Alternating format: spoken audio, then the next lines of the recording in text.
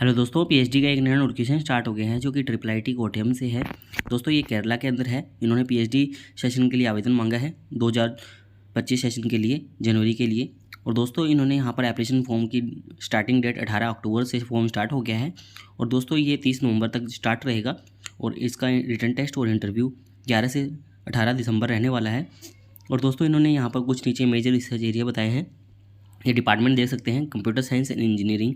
इसके साथ में रिसर्च एरिया काफ़ी सारे हैं, लगभग सभी के सभी कवर हैं इसके अंदर, तो आप ये देख सकते हैं और इसके अकॉर्डिंग अपना रिसर्च प्रपोजल या जो भी बनाना है तो आप बना सकते हैं, एसओपी वगैरह।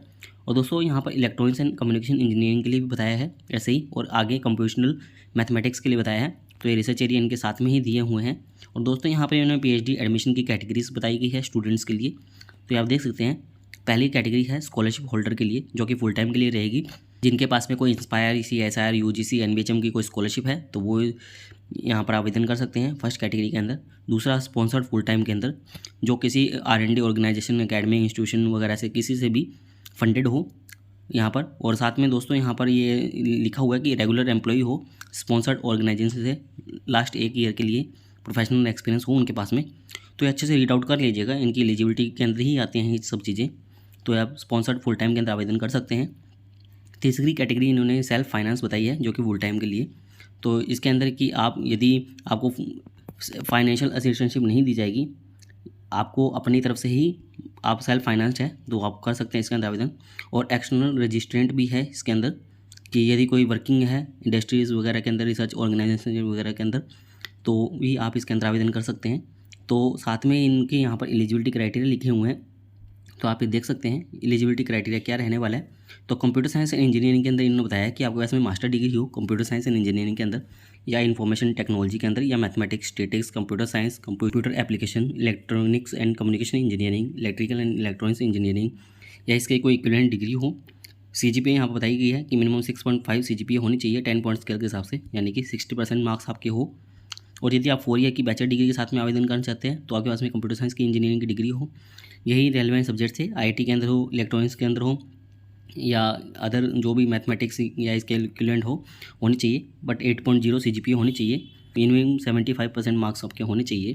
और इन ऐसे स्टूडेंट को यहाँ पर एमएस और पीएचडी डिग्री दोनों साथ में अवॉर्ड कर दी जाएगी। तो ये लिखा हुआ है यहाँ पर। इलेक्ट्रॉनिक्स एंड कम्युनिकेशन इंजीनियरिंग के अंदर बताया है कि मास्टर डिग्री आपकी ईसीई ट्रिपल ई के अंदर हो, मिनिमम 6 सीजीपीए 6.5 के अंदर, या 60% मार्क्स के साथ में, या आपके पास में 4 ईयर की बैचलर डिग्री हो ईसीई इलेक्ट्रिकल इंजीनियरिंग के अंदर किसी भी ट्रिपल आईटी या आईआईटी एनआईटी से हो, या अदर कोई नेशनल इंपॉर्टेंट इंस्टीट्यूट हो उसके द्वारा 8.0 सीजीपीए से 75% मिनिमम मार्क्स हो, तो भी उनको ये डिग्री अवॉर्ड की जाएगी एमएस और पीएचडी की कंप्लीशन के वक्त। और कंप्यूटेशनल मैथमेटिक्स के लिए बताया गया है कि 2 ईयर की MSc integrated MSc mathematics, mathematics in computing, applied mathematics, statics या इसके इक्विवेलेंट डिग्री हो 60% मार्क्स के साथ में, तो भी इसके अंदर आवेदन कर सकते हैं।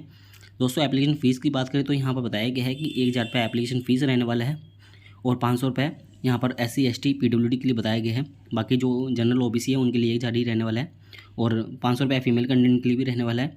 सिलेक्शन क्राइटेरिया क्या रहेगा, तो यहाँ पर रिटन टेस्ट और इंटरव्यू लिया जाएगा, और यहाँ पर यही इन्फॉर्मेशन दी हुई है। अब हम आपको वेबसाइट पर लेके चलते हैं, वहाँ पर अदर कुछ और इन्फॉर्मेशन भी आपको देखने को मिलेगी। तो दोस्तों ये ऑफिशियल वेबसाइट है, इस पेज का लिंक हम आपको दे देंगे। दोस्तों यहाँ पर आपको न्यू रजिस्टर पर जाके क्लिक करके यहाँ पर इस फॉर्म को फिलअप कर लेना है। और यहाँ पर आगे इन्होंने फिर से बताया है पीएचडी कोट्टयम के बारे में यहाँ पर। और दोस्तों यहाँ पर मेजर रिसर्च एरिया नीचे बताए गए हैं।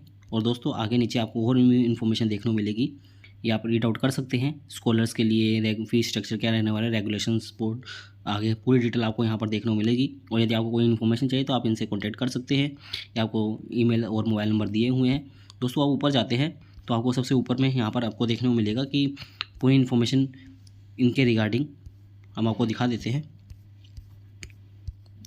ये यहाँ पर फीस स्ट्रक्चर वगैरह दिया हुआ है, तो इस पर क्लिक करेंगे तो आपके सामने फीस स्ट्रक्चर आ जाएगा ये। और प्रोग्राम की फ़ीस के बारे में हम बताएं तो यहाँ पर लिखा हुआ है फर्स्ट ईयर के लिए, सेकंड ईयर के, थर्ड ईयर के लिए। तो सेमेस्टर वाइज भी दिखाई गई है कि फर्स्ट सेमेस्टर की फ़ीस 22,000 रुपये रहने वाली है, और ये सभी सेमेस्टर के लिए रहेगी 22,000 रुपये। ऐसे ही हॉस्टल फैसिलिटीज़ वगैरह सभी के लिए अलग अलग बताई गई है, तो कितने रुपये आपके लगने वाले हैं, तो ये इन्फॉर्मेशन आपको यहाँ पर देखने को मिलेगी।